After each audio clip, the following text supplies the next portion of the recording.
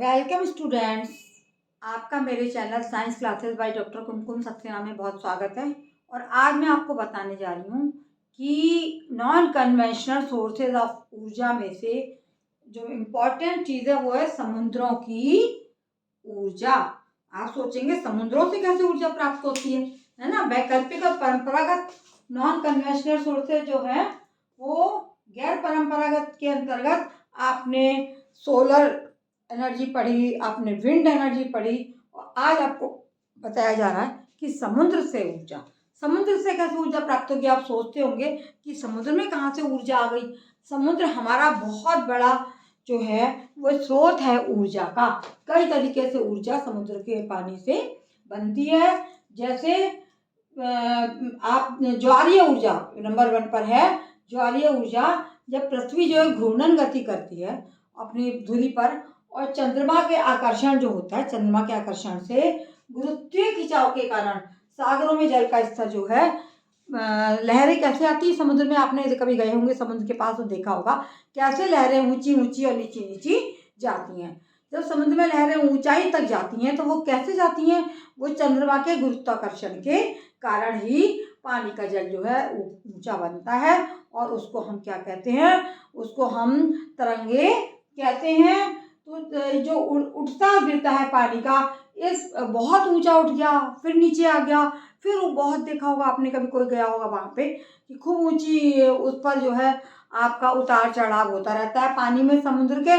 तो इसको हम कहते हैं ज्वार भाटा। आपने छोटे क्लासेस में पढ़ा होगा ज्वार भाटा क्या होता है। पानी का समुद्र के खूब ऊंचाई पर उठना और फिर नीचे की ओर गिर जाना। जल के स्तर के चढ़ने व उतरने से हमें क्या प्राप्त होती है, हमें ज्वारीय ऊर्जा प्राप्त होती है।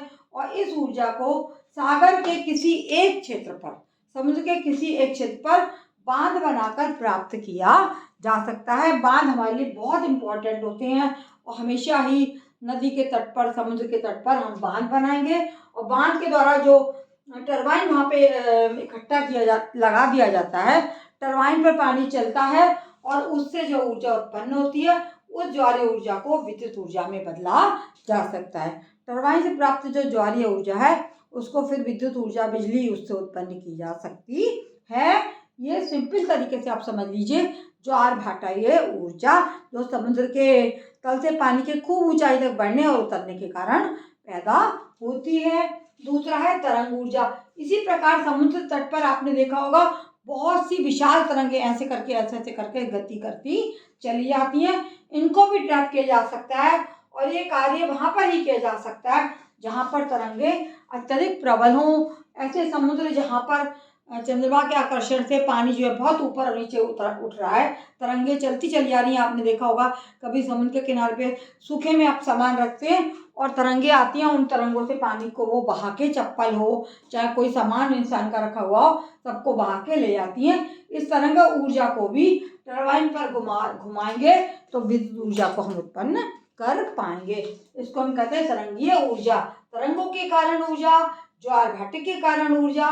तरंगे जमीन पर ही पलट पलट के जो पानी जाता है, बहता है, उसको तरंगे बोलते हैं। और ज्वार भाटा क्या होता है, समुद्र के पानी का बहुत ऊंचा उठना और नीचे उठना। तो इससे जो ऊर्जा प्राप्त होती है दोनों से ही टरबाइन को घुमाकर विद्युत प्राप्त की जा सकती है। तीसरी है महासागरीय या तापीय ऊर्जा। महासागरों के पृष्ठ का जल सूर्य द्वारा बहुत गर्म हो जाता है। जो समुद्र होता है उसमें ऊपर का जो जल है वो सूर्य की किरणें डायरेक्ट पड़ती हैं, उससे बहुत गर्म हो जाता है और अगर आप गहराई में जाएंगे तो पानी जो है बहुत ठंडा होगा। इस तापीय अंतर के कारण भी ऊर्जा उत्पन्न होती है। तो महासागर के पृष्ठ का जल जो है सूर्य द्वारा गर्म हो जाता है, जबकि इसकी गहराई वाला जल अपेक्षाकृत ठंडा, अंदर की तरफ जाएंगे जल बहुत ठंडा होगा। ताप के इस अंतर का प्रयोग सागर तापीय ऊर्जा रूपांतरण विद्युत संयंत्र में ऊर्जा प्राप्त करने के लिए किया जा सकता है। वहां पर जो संयंत्र लगाया जाता है उसमें अधिक गर्म पानी और ठंडे पानी के अंतर को, उससे ऊर्जा उत्पन्न की जाती है। ये संयंत्र तभी कारगर होते हैं जब जल का ताप तथा 2 किलोमीटर की गहराई के जल के ताप में कम से कम 20 डिग्री का अंतर हो। जल के ऊपर जो ताप है वो सूर्य के कारण गर्म है, जल के नीचे गहराई में जो ताप है वो ठंडा होता है। तो अगर उन दोनों पानी के ताप में 20 डिग्री सेंटीग्रेड का अंतर होगा तो क्या होगा कि पृष्ठ जल के गर्म ताप का उपयोग कर ले सकते हैं हम, और इस तापीय अंतर के कारण ही ऊर्जा रूपांतरण विद्युत संयंत्र लगाया जाता है, जिससे कि ऊर्जा प्राप्त की जाती है।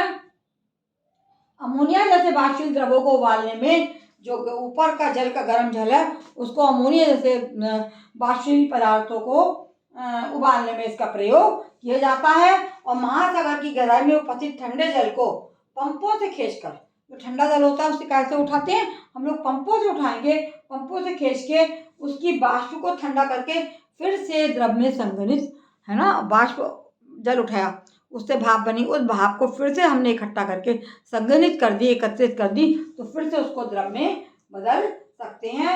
इस प्रकार हम कह सकते हैं कि महासागर जो है वो ऊर्जा की क्षमता का एक बहुत बड़ा सागर है, लेकिन इसमें दक्षता पूर्वक व्यापारिक दहन करना कठिनाइयाँ हैं। इस ऊर्जा को प्राप्त करके उनको उद्योगों में लगाना, व्यापारिक उद्योगों में यूज़ करना कठिन बना हुआ है, लेकिन होती बहुत तरीके की ऊर्जा है, लेकिन लार्ज स्तर पर इसका प्रयोग नहीं किया जा सकता।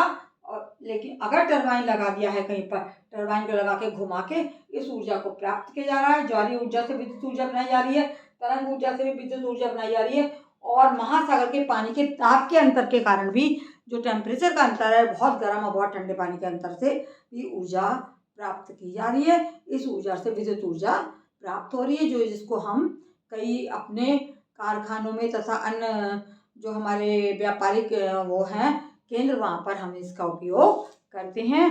बच्चों, मेरा चैनल जो है वो आपको अच्छा लगता है तो ज़रूर देखिए, क्योंकि ये बिल्कुल निःशुल्क है। अपने दोस्तों को बनाइए, शेयर कीजिए, और जिसने सब्सक्राइब नहीं किया हो वो सब्सक्राइब करने की कृपा करें। बहुत बहुत धन्यवाद।